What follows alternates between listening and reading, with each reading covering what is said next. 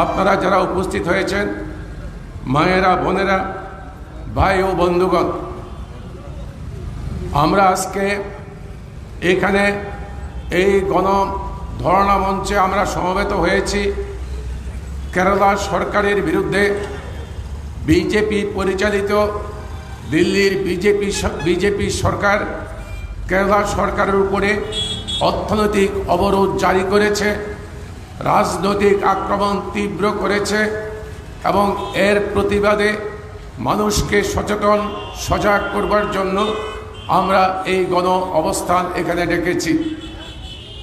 আমরা এখানে নয় শুধু, আজকে আমাদের রাজ্যের প্রত্যেকটি মহকুমা, জেলা সদরে অনুরূপভাবে ধর্ণা কর্মসূচি হচ্ছে এবং আমাদের রাজ্যে নয়, আজকে দিল্লির যন্তর মন্তরে, আপনারা জানেন পার্লামেন্টের অধিবেশন চলছে, এই সময়তেই দিল্লির যন্তর মন্তরে কেরালা সরকারের মাননীয় মুখ্যমন্ত্রীর নেতৃত্বে মন্ত্রিসভার সকল সদস্য, বাম গণতান্ত্রিক ফ্রন্টের সকল এমএলএ এবং এমপিরা ওখানে ধর্নায় বসেছেন কেরালা সরকারের উপরে বিজেপি সরকারের এই আক্রমণের প্রতিবাদ জানানোর জন্য। গোটা দেশব্যাপী তার প্রতিবাদ হচ্ছে। আমাদের দেশের যুক্তরাষ্ট্রীয় কাঠামো সংবিধানের মধ্যে সব কিছুকে লঙ্ঘন করে নরেন্দ্র মোদী সাহেবের নেতৃত্বের বিজেপি সরকার একটা অবরোধ জারি করেছে কেরালার উপরে। আপনারা সকলেই জানেন কেরালা আমাদের দেশের ছোট্ট একটি দক্ষিণ প্রান্তের রাজ্য। আমাদের দেশের মোট জনসংখ্যা 140 কোটির তুলনায় কেরালার জনসংখ্যা মাত্র 2.8%, 3%-এর কম। এই রাজ্যে গত বিধানসভার নির্বাচনে বাম গণতান্ত্রিক ফ্রন্টের সরকার হয়েছিল, পরপর 2বার এই সরকার হয়েছে। এই সরকারকে অপদস্থ করবার জন্য, জনগণের সামনে হেয় প্রতিপন্ন করবার জন্য অর্থনৈতিক এবং রাজনৈতিক অবরোধ শুরু থেকেই আরম্ভ করেছে বিজেপি সরকার। কেরালা আমাদের দেশের এমন একটি রাজ্য, যেই রাজ্য শিক্ষা, স্বাস্থ্য এবং জনগণের যে কল্যাণকামী রাষ্ট্র হিসেবে ভারতবর্ষের মধ্যে নয়, বিশ্বব্যাপী খ্যাতি অর্জন করেছে। কেরালার শিক্ষা ব্যবস্থা, কেরালার স্বাস্থ্য পরিকাঠামো, কেরালার যে সামাজিক উন্নয়ন, মানুষের প্রতি যে সামাজিক দায়বদ্ধতা, এই ক্ষেত্রে কেরালা গোটা বিশ্বের নজরে রয়েছে, আমাদের দেশে সর্বোত্তম। এই পরিষেবা কেরালার মানুষ পাক, বিজেপি সরকার তা চায় না। এটার জন্য দরকার হচ্ছে অর্থের প্রয়োজন, রাজনৈতিক সহযোগিতার প্রয়োজন দিল্লি সরকারের। তাকে অবরুদ্ধ করে কি করে হেয় প্রতিপন্ন করা যায়, তার জন্যই সমস্ত রকমের চক্রান্ত বিজেপি সরকার সেখানে কায়েম করেছে। এই জন্যই কেরালার মুখ্যমন্ত্রী কেরালা বিধানসভার মধ্যে সমস্ত বিরোধী দল তাদেরকে অনুরোধ করেছেন, বিরোধী দলের নেতাকে অনুরোধ করেছেন, আমরা একসঙ্গে মিলে কেরালার দাবি নিয়ে আমরা দিল্লিতে যাব, আমাদেরকে সাহায্য করেন, সমর্থন করেন। অত্যন্ত দুর্ভাগ্যের বিষয় যে কেরালার বিরোধী দল হচ্ছে কংগ্রেস দল। কংগ্রেস দল তাতে অংশগ্রহণ করেনি, কিন্তু বিজেপির বিরুদ্ধে যে আন্দোলন, বাম গণতান্ত্রিক ফ্রন্টের অন্যরা তারা অংশগ্রহণ করছেন এবং গোটা দেশব্যাপী তার প্রতিবাদ হচ্ছে। আমি অর্থনৈতিক আক্রমণের কথা বেশি বলবো না, কর্নেল মানিক দা এবং আমাদের পার্টির সম্পাদক ওনারা আছেন, ওনারা বলবেন। যেই রাজনৈতিক অবরোধ তৈরি করেছে, আক্রমণ হচ্ছে, একদিকে আরএসএস, অন্য মৌলবাদী সংগঠনগুলো কেরালার মধ্যে সন্ত্রাসের বাতাবরণ তৈরি করেছে, আর তাকে সঙ্গ দিচ্ছে কেরালার ভারত সরকারের নিযুক্ত রাজ্যপাল আরিফ মোহাম্মদ খান। উনি আমাদের দেশের রাজ্যপালের জন্য যেই একটা সাংবিধানিক পথ, যেই সাংবিধানিক সীমারেখা আছে, সমস্ত সীমারেখাকে লঙ্ঘন করে উনি রাস্তায় বসে ধর্ণা দিচ্ছেন। কেন কেরালার 2টি বিশ্ববিদ্যালয়ে সেনেট নির্বাচনে উনি ওনার অন্যায়ভাবে, সম্পূর্ণ অন্যায়ভাবে আরএসএস এর কর্মীদের নিয়োগ করেছেন ওনার ক্ষমতার অপব্যবহার করে। এর প্রতিবাদ সঙ্গত কারণেই ছাত্ররা করবে এবং ছাত্ররা তার প্রতিবাদ করছেন, মিছিল করছেন। আর মাননীয় রাজ্যপাল তার সমস্ত পুলিশ পল্টন নিয়ে এর সামনে গিয়ে রাস্তায় বসে ধর্নায় বসেছেন। পাগলামির সমস্ত সীমা ছাড়িয়ে গেছে। আইন শৃঙ্খলার অবনতি কিভাবে করা যায় তার সমস্ত নজির উনি, দেশের কোনো রাজ্যপাল এভাবে করছেন না, উনি তাই করছেন। শুধু তা নয়, আপনারা জানেন বিধানসভায় জনকল্যাণকামী একটা সরকার বিধানসভায় আইন পাশ করে ওই রাজ্যের জনগণের মঙ্গলের উপলক্ষে, মঙ্গল যেন হয়, উপকার যেন হয় তার জন্য কেরালা বিধানসভা ছয়টি এই পাশ করেছে, বিল পাশ করেছে। 2 বছর যাবৎ সেই বিলগুলো রাজ্যপালের কাছে পড়ে রয়েছে। রাজ্যপালের কি এখতিয়ার? রাজ্যপালের এখতিয়ার হচ্ছে বিলগুলো যদি পাশ হওয়ার পরে আইনে পরিণত করতে হয়, রাজ্যপালের অনুমোদন লাগে, দস্তখত লাগে। আর কেরালার মাননীয় রাজ্যপাল 2 বছর যাবৎ সরকারের এই প্রস্তাবিত, এই পাশ করা বিধানসভার এই বিলগুলো আটকে রেখেছেন।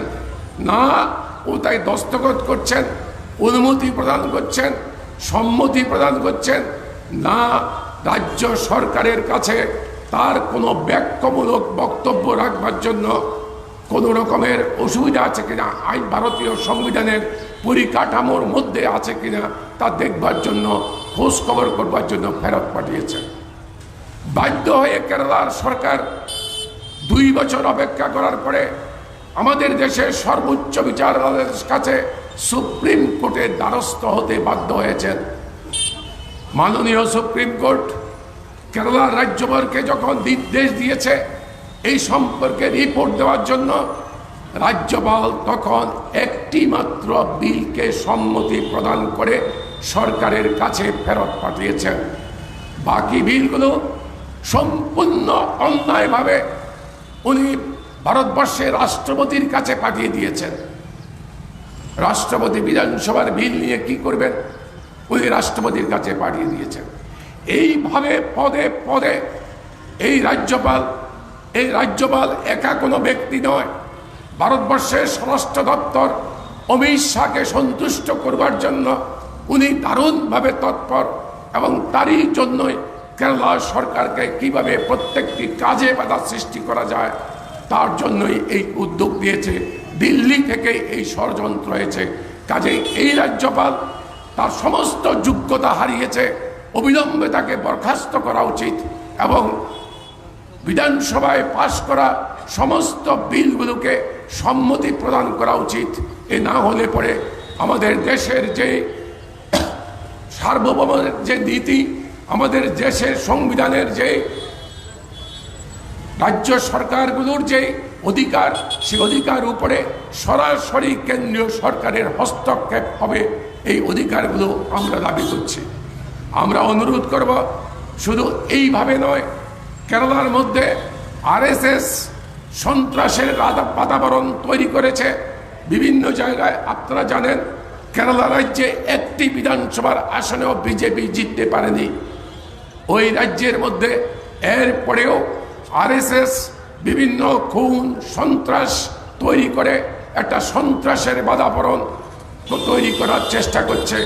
যেহেতু কেরালা সীমান্তবর্তী রাজ্য, কাজেই বিদেশের শক্তিও তাকে সহযোগিতা করছে এবং তার জন্য বিভিন্ন ধর্মীয় সংগঠনগুলো কেরালা সরকারের বিরুদ্ধে বিভিন্ন রকমের বাধা সৃষ্টি করবার জন্য চেষ্টা করছে।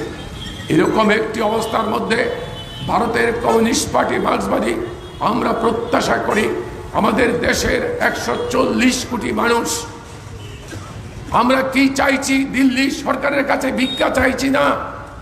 কেরালা অর্থনৈতিক দিক থেকে সমৃদ্ধ রাজ্য, আমাদের দেশের জনগণের মাথা পিছু জাতীয় গড় আয় যা কেরালার মানুষের জাতীয় গড় আয় তার থেকে 60% বেশি।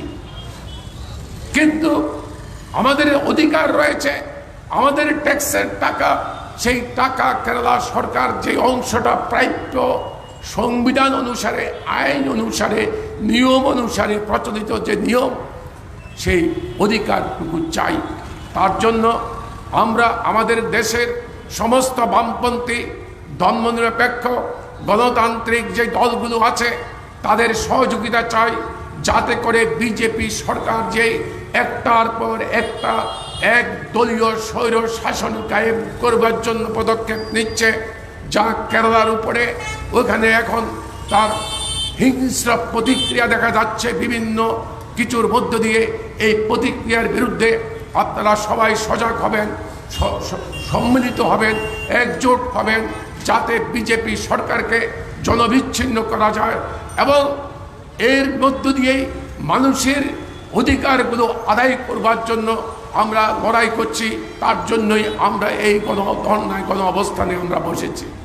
আমরা চাইছি যে বিজেপি সরকার যে কায়দায় চলছে, যেভাবে চলছে, এখানে মানুষের কোনো সুযোগ সুবিধা ওইখানে কিছুই থাকবে না।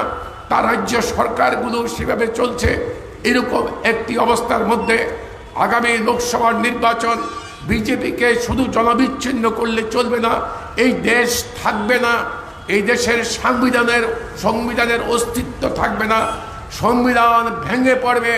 কাজেই দেশের সংবিধানকে রক্ষা করার জন্য, দেশের মানুষের গণতান্ত্রিক অধিকার, রাজ্যগুলোর যেই অধিকারগুলো ভোগ করে সংবিধানের মধ্যে থেকে, সেই অধিকারগুলো আদায় করবার জন্য বিজেপি সরকারকে 24 সালের লোকসভার নির্বাচনে পরাজিত করতে হবে। তার জন্য বামপন্থীরা, আমরা সিপিআইএম, বামপন্থী পার্টিগুলো, অন্য ধর্মনিরপেক্ষ দলগুলো, তার মধ্যে কংগ্রেস সহ অন্য সমস্ত দল, তাদের সহযোগিতা চাইছি, সমর্থন প্রত্যাশা করছি। এগিয়ে আসুন, বিজেপিকে দিল্লির ক্ষমতা থেকে সরিয়ে দিন। এটাই হবে জনগণের একমাত্র মুক্তির পথ। এর মধ্য দিয়েই কেরালার জনগণ তাদের জয়লাভ করবেন, তাদের অধিকারগুলো ফিরে পাবেন। এই কথাটুকু বলেই আপনাদের সকলকে নমস্কার জানিয়ে, অভিনন্দন জানিয়ে আমার বক্তব্য শেষ করছি। ইনকলাব জিন্দাবাদ।